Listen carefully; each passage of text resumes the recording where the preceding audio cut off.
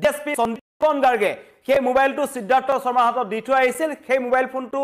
কিছু সময় পূৰ্বে সিআইডিয়ে উদ্ধাৰ কৰিছে যেটো এসআইটি দলে তেওঁলোকক লৈ আনিছিল আৰু সিজেম আদালত বন্ধ থকাৰ কাৰণে সিজেমৰ বাসগৃহত আলপনা এপাৰ্টমেন্ট গীতানগৰ তেওঁলোকক সিজেমৰ সন্মুখত হাজিৰ কৰোৱা হয় তাৰ পৰা বাহিৰে কটকটীয়া নিৰাপত্তা বেষ্টনীৰ মাজত উলুবাৰীত থকা সিআইডি কাৰ্যালয়লৈ লৈ যোৱা হৈছে শ্যামকানু মহন্ত আৰু সিদ্ধাৰ্থ শৰ্মাক এই দুজন এই গাড়ীৰ ভিতৰত এটা দৃশ্য আপোনালোকক দেখুৱাইছো আৰু এক্সক্লুসিভ দৃশ্য আমাৰ ওচৰত আহি পৰিছে কিন্তু ডাঙৰ খবৰটো হ'ল যে জুবিন গাৰ্গৰ মোবাইল ফোনটো ইতিমধ্যে উদ্ধাৰ কৰা হৈছে লগতে আন বহু সামগ্ৰীও সিদ্ধাৰ্থ শৰ্মাৰ পৰা উদ্ধাৰ কৰা হৈছে যিসকল দৰ্শকে আমাৰ লগত চাই আছে মই আপোনালোকক জনাব বিচাৰিছো এই দৃশ্য এটো হৈছে সিআইডি কাৰ্যালয়ৰ ভিতৰত এইদৰে হ্যান্ডকাফ লগাই এজন হৈছে শ্যামকানু মহন্ত আৰু এজন হৈছে সিদ্ধাৰ্থ শৰ্মা এওঁলোকক এইদৰে সুচৰাই অনা হল অসমলৈ আৰু তেওঁলোকক ইতিমধ্যে সিজেমৰ সন্মুখত হাজিৰ কৰাৰ পিছত সিআইডি কাৰ্যালয়লৈ বাহিৰে লৈ যোৱা হৈছে আৰু তাত তেওঁলোকক সোধা পোছা কৰা হ'ব 14 দিনৰ জিম্মাত দিয়া হৈছে 14 দিনৰ সিআইডিৰ জিম্মাত থাকিব শ্যামকানু মহন্ত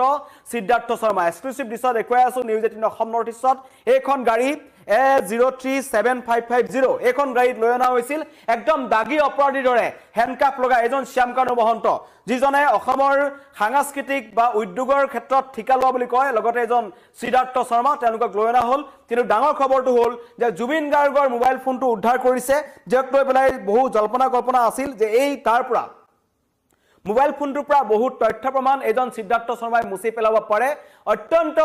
চতুৰ এজন সিদ্ধাৰ্থ শৰ্মা আৰু 13 দিনৰ অন্তত জুবিনদাৰ মোবাইল ফোনটো উদ্ধাৰ কৰা হৈছে লগতে জুবিন গাৰ্গৰ আন কিছু সামগ্ৰীও সিদ্ধাৰ্থৰ পৰা উদ্ধাৰ কৰা হৈছে কি কাৰণত লৈ থৈছিল সকলো তদন্তত ওলাব তেওঁলোকক সোধা পোছা কৰা হ'ব শ্যামকানু সিদ্ধাৰ্থৰ বিৰুদ্ধে 18/25 নম্বৰত গোচৰ ৰজু আছে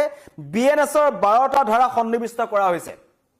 এই মুহূৰ্তৰ আপডেট আপোনালোকক জনাই আছো জুবিন গাৰ্গৰ মোবাইল ফোনটো উদ্ধাৰ কৰা হ'ল জুবিন গাৰ্গৰ মোবাইল ফোনটোক লৈ বহুতে প্ৰশ্ন তুলিছিল যে সিদ্ধাৰ্থ শৰ্মাৰ হাতত জুবিন গাৰ্গৰ মোবাইল ফোন থকাটো কোনো কাৰণত মানি ল'ব নোৱাৰি কাৰণ সেই মোবাইল ফোনটোৰ পৰা বহু নথিপত্ৰ বা বহু গুৰুত্বপূৰ্ণ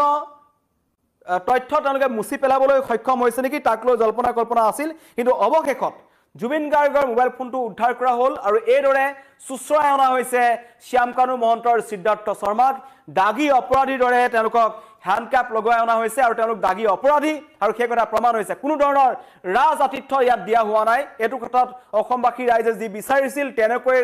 চৰকাৰে কৰিছে এসআইটিয়ে কৰিছে কিছু সময় পূৰ্বে মুন্না প্ৰসাদ গুপ্তা তাত উপস্থিত হ'ল আৰু তেওঁলোকে তাত উপস্থিত হৈ তেওঁলোকে তদন্ত আৰম্ভ কৰিছে আৰু সোধা পোছা কৰিব এনেকুৱা নহয় 14 দিনৰ জিম্মাত লৈছে এজন শ্যামকানু মহন্ত আপোনাক দেখুৱাব বিচাৰিছো শ্যামকানু মহন্ত আহিছে লগতে আছে সিদ্ধাৰ্থ শৰ্মা কোৱা আছিল যে ক'ত পলাই থাকিব এজন হৈছে শ্যামকানু মহন্ত মুখ উলিয়াব পৰা নাই বিমানবন্দৰত নমাৰ সময়ত মুখ ঢাকি আছিল ইয়াতো তলমুৰ কৰি গৈছে যিমানে ডাঙৰ এই কথা আগতে কৈছিল জুবিন গাৰ্গ তেওঁৰ কাৰণে ৰাজহাৰ অসমৰ কলা সংস্কৃতি তেওঁ সলনি কৰিব বিচাৰে তেওঁৰ সপোন আছিল আৰু কি কাম কৰি